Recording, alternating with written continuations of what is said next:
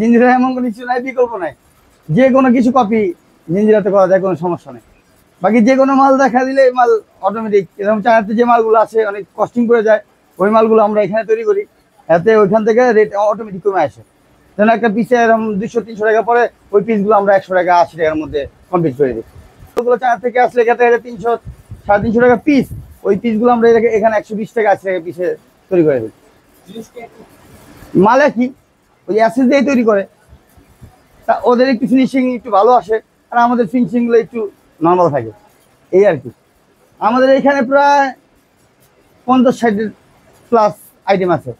হোটেলের আইটেম আছে, চাইনিজের আইটেম আছে, বিয়ে বাড়ির চামিজ আছে, তারপর তো চাইনিজ করে এগুলোই আছে। 3-4 পদের আইটেম হয় আমাদের। আবার ওয়াশিংটপ হয়, ওয়াশিংটপ এখন বন্ধ আছে। তারপর মার্গালিন হয়, ভাতের ঠিকায় যেগুলা ভাত রান্নার পর যে মার্গালে, এই আইটেমগুলো হয়। মানে মিলা জিলা যেরকম আমাদের 50-60 আইটেম আছে। আমাদের প্রতি সপ্তাহে কারিগরের বিল আছে 60,000, প্রতি সপ্তাহে 60,000 টাকা আমাদের কারিগর বিল আছে।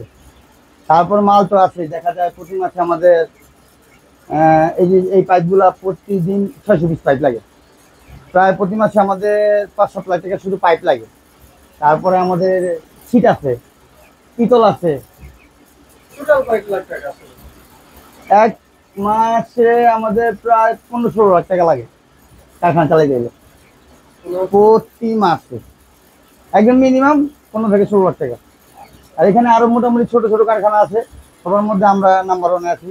মানে আমাদের প্রতিদিন প্রোডাকশন প্রায় 100 প্লাস, 100 ডজন মাল প্রতিদিন আমাদের প্রোডাকশন হয়। আর বাকি যারা ছোট ছোট কারখানা আছে, এরা 10-12 জন মাল প্রোডাকশন করে। একজন আছে, এর হলো প্রতি সপ্তাহে 5,500 টাকা নেয় উনি। এখানে যে বসে ওরা 5,500। ওই যে ওখানে পালিশ করতেছে, ওনাদের দুজনের বেতন আছে হলো আপনার 11,000। আবার নাস্তা আছে প্রতিদিন 50 টাকা।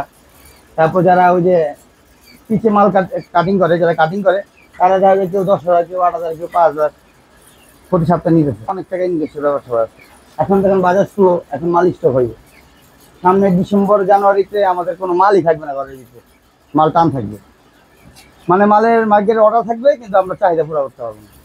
কিন্তু প্রতিদিন আমাদের কিন্তু 100 ডজন প্লাস মাল প্রোডাকশন হইতেছে, কিন্তু তারপরে আমাদের কি চাহিদা পুরো হইব না।